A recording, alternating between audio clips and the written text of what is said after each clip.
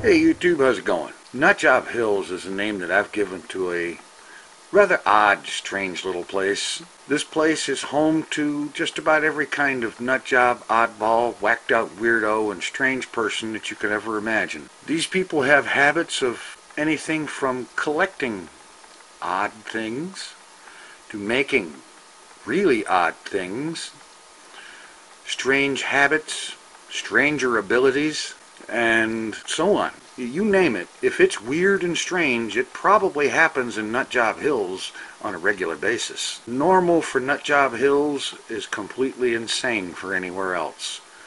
One example is the woman who has something of a thing for shoes. In the 5 years that she's lived here, I don't think she's ever worn the same pair of shoes twice. And I'm talking about a very large storage facility dedicated specifically to storing all the shoes that she's worn. She buys them, she wears them once, and she puts them away. It's that simple. Well, what can I say? She's married to money, she's got loads of it, and this is one of the ways she chooses to take advantage of that. And so Nutjob Hills is not really a bad place to live. It's actually kind of interesting at times. And then, not too long ago, things began to get even more interesting. It started when a stranger came into town. Now, this stranger was obviously of Eastern European descent.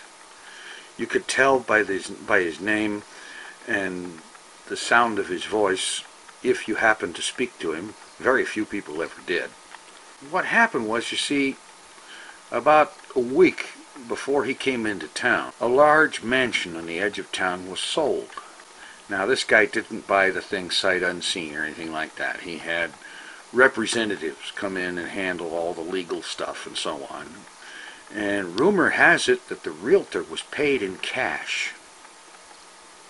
Uncommon, but not to be unexpected in Nutjob Hills. He came into town riding in the largest limousine that had ever been seen in town. And what was really strange about the limousine, aside from its incredible size, is the fact that on top of it were luggage racks.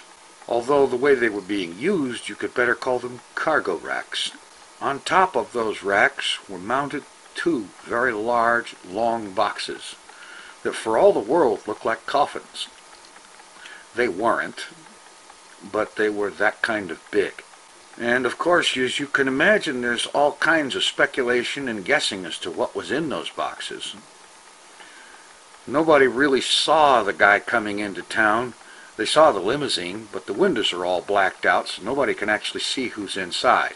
People did see the guards that he had, bodyguards, large, muscular, and with telltale bulges under their jackets that could only be large caliber firearms. Exactly what this stranger is up to, nobody knows yet.